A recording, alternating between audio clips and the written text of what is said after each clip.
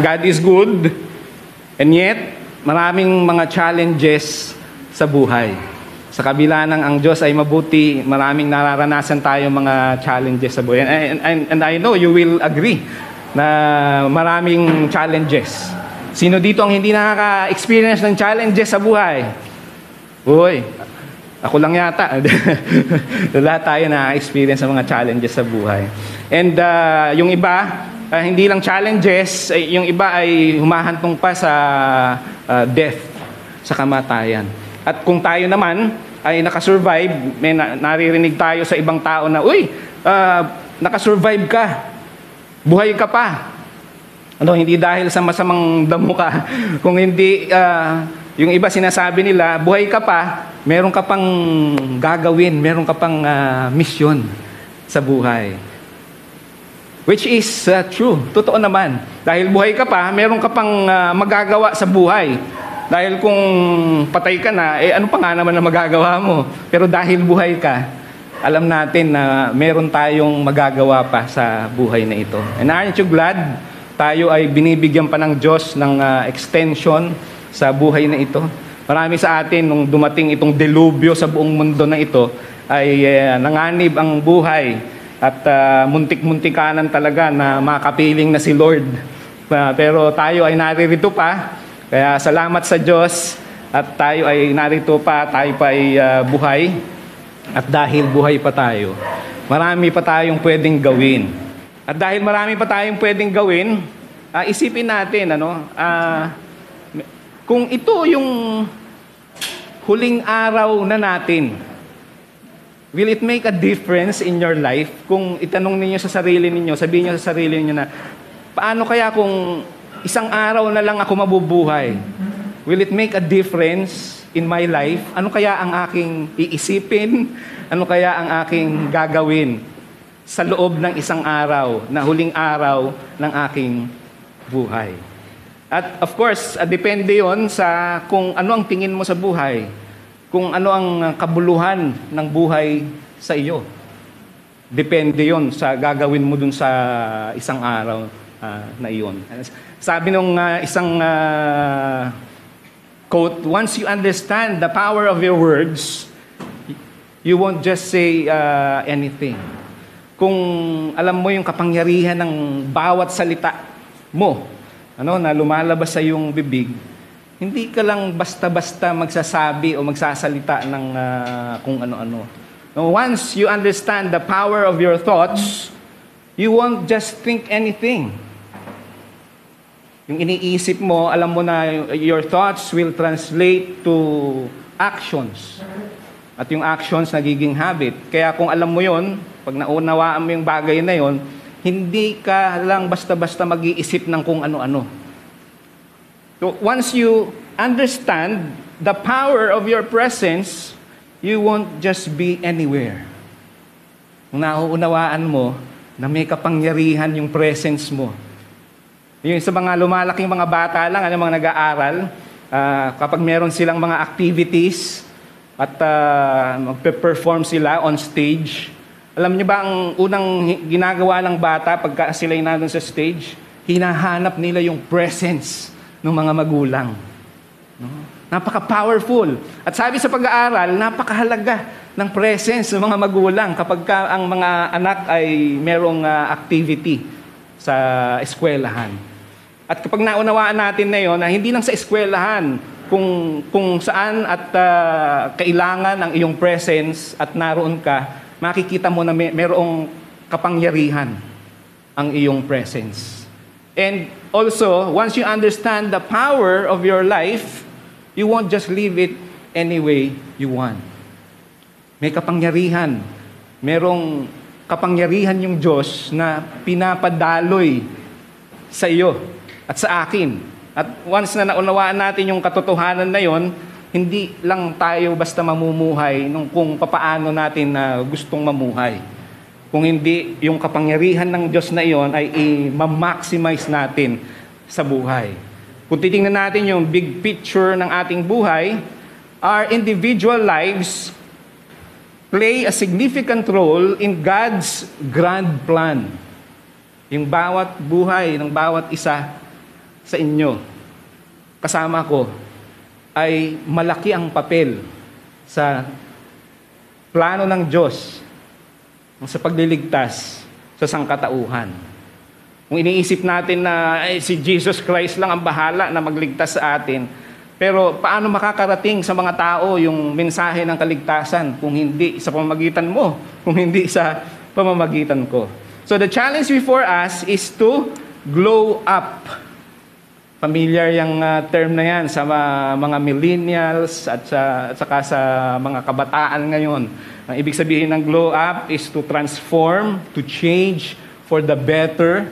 Kumbaga ay to let your light shine. Mag-shine, mag-bloom. Yung mga blooms.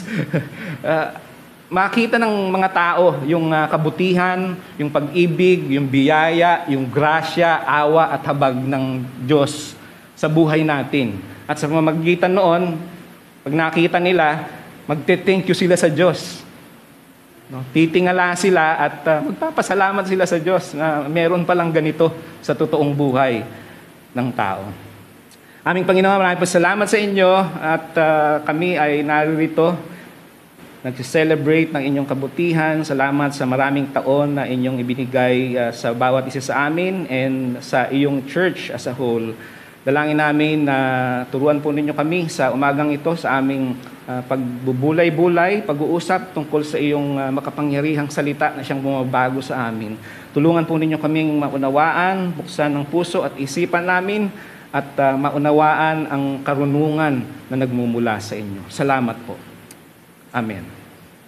Napag-usapan na natin ng maraming beses, at least dito sa mga lagi nating nakakasama, yung mahalagang bagay sa buhay sa loob ng maraming beses na rin. At ano ang conclusion? Ang conclusion, we are called to be the lights of the world, illuminating the truth of God's plan of redemption.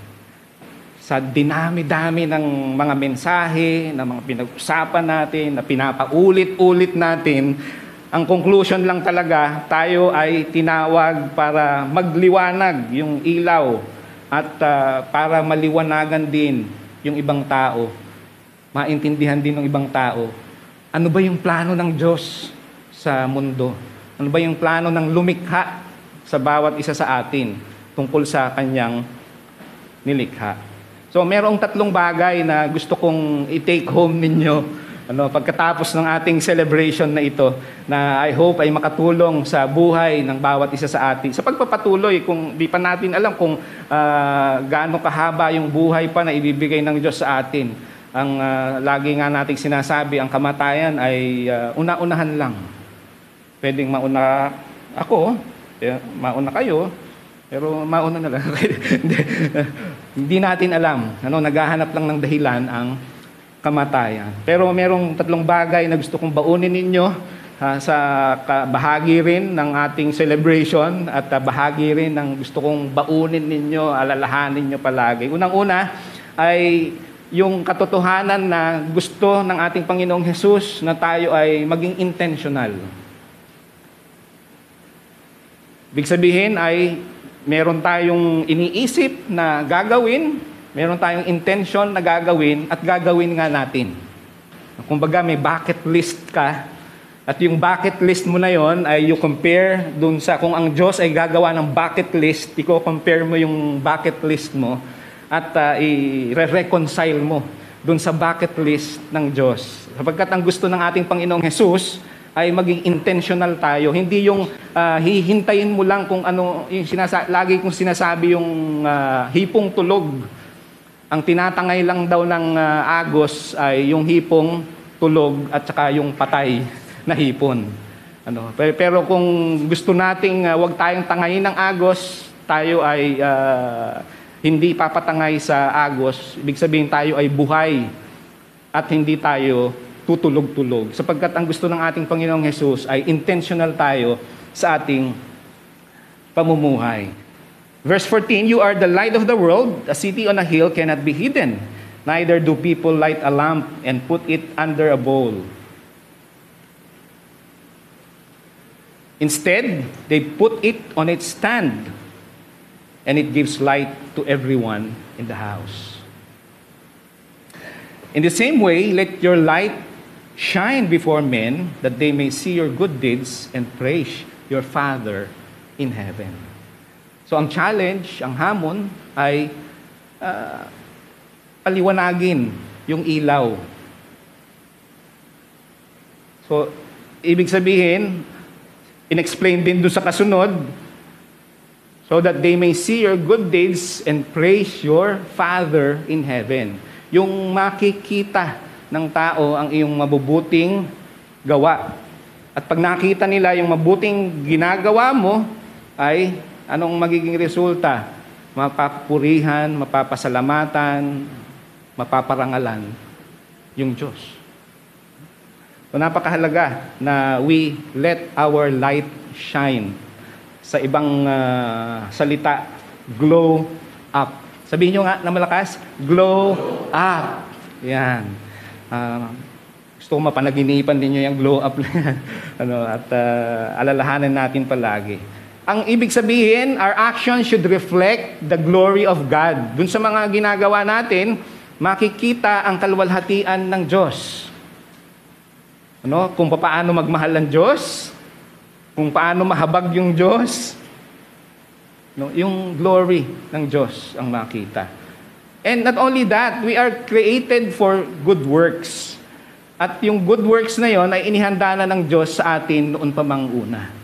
So, we are God's workmanship created in Christ Jesus to do good works which God prepared in advance for us to do. So noon pa man, nakahanda na, inihanda na ng Diyos yung mabubuting bagay na gagawin natin. Nakaprepare na in advance.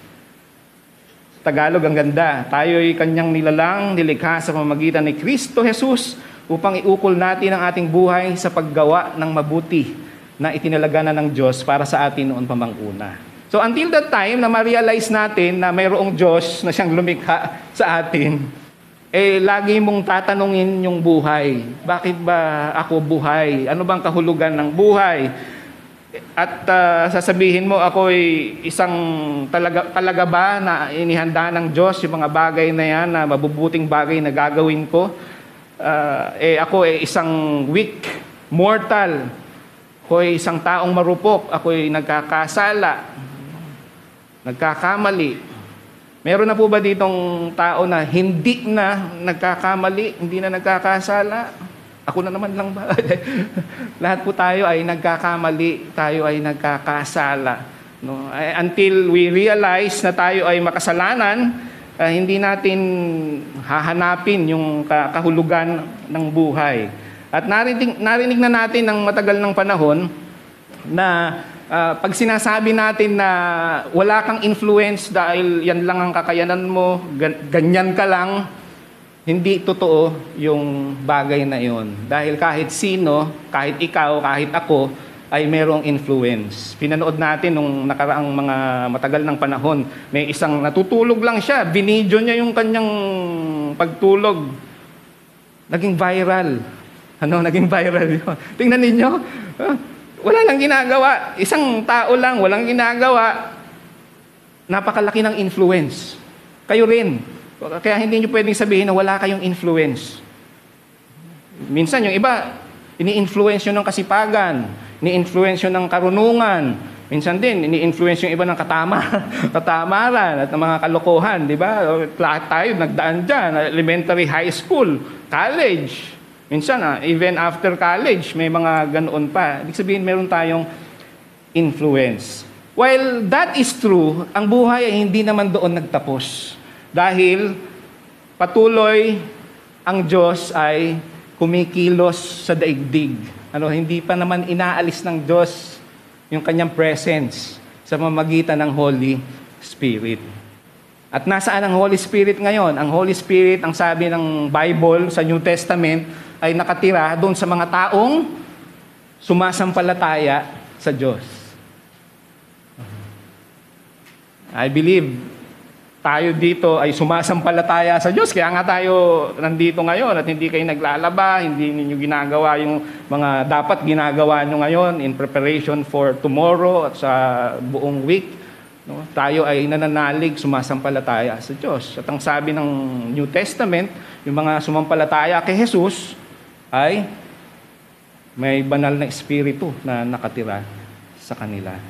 At kailangan lang nating i-acknowledge yung katotohanan na we need divine intervention.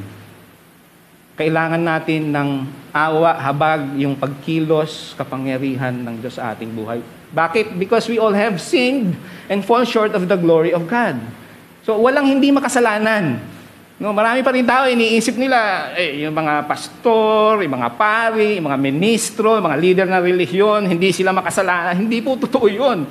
All have sinned and we all fall short of God's glory. Walang exempted. 100% of the human population ay makasalanan.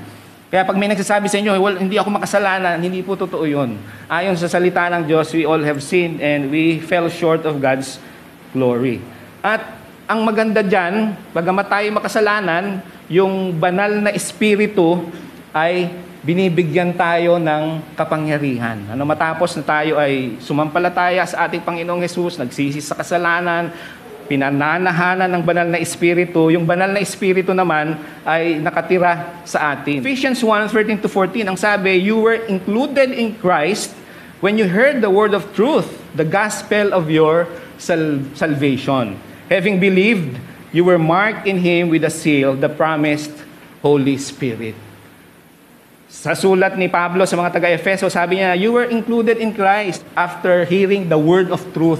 Kayo ay nakasama, nakaisa ni Kristo nung marinig ninyo yung salita ng katotohanan, yung salita ng kaligtasan, yung gospel of your salvation. At nung kayo ay maniwala, kayo ay tinatakan, sinelyuhan.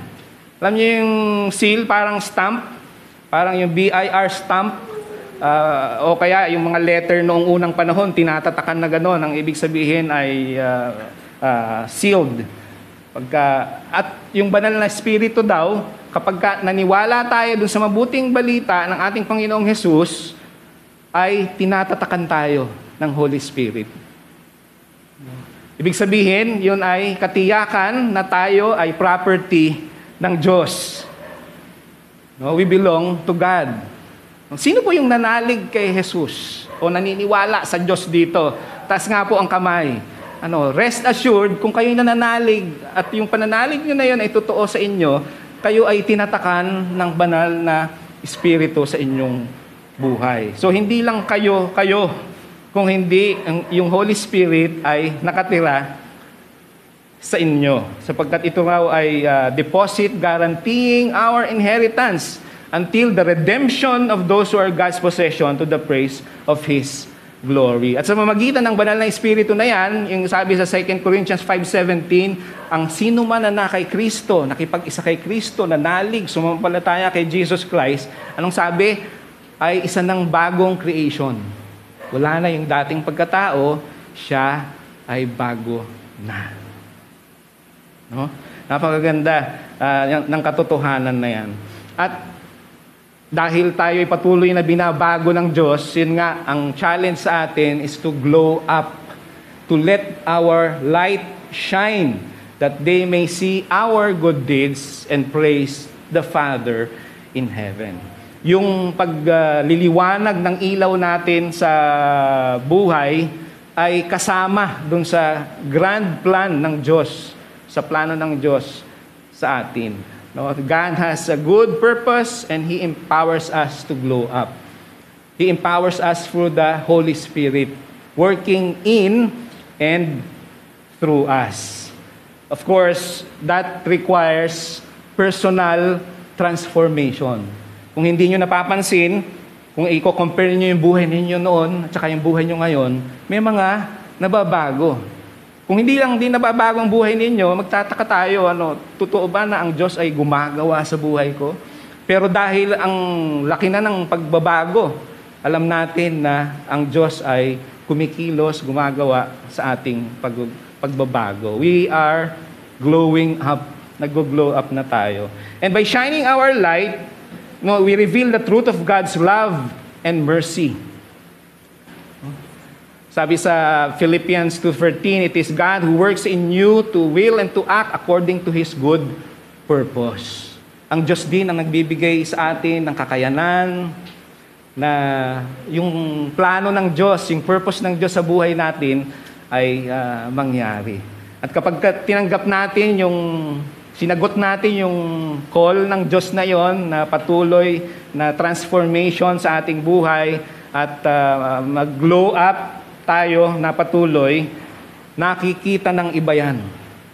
Nakikita ng mga tao sa paligid natin. And they will start asking questions. What makes the difference? No. Dapat sa dami ng problema ang pinagdadaanan mo ngayon, dapat sumusuko ka na. Pero ikaw ay confident pa rin. Masaya ka pa rin, nagpapatuloy sa buhay. Bakit? Dahil hindi lang ikaw ang nariyan, kundi ang banal na Espiritu ay nakatira sa iyo. Na siyang patuloy na tumutulong para ikaw ay mag-glow up. Dahil yan ang layunin ng Diyos. So, tanggapin yung tawag ng ating Panginoong Hesus na iyon.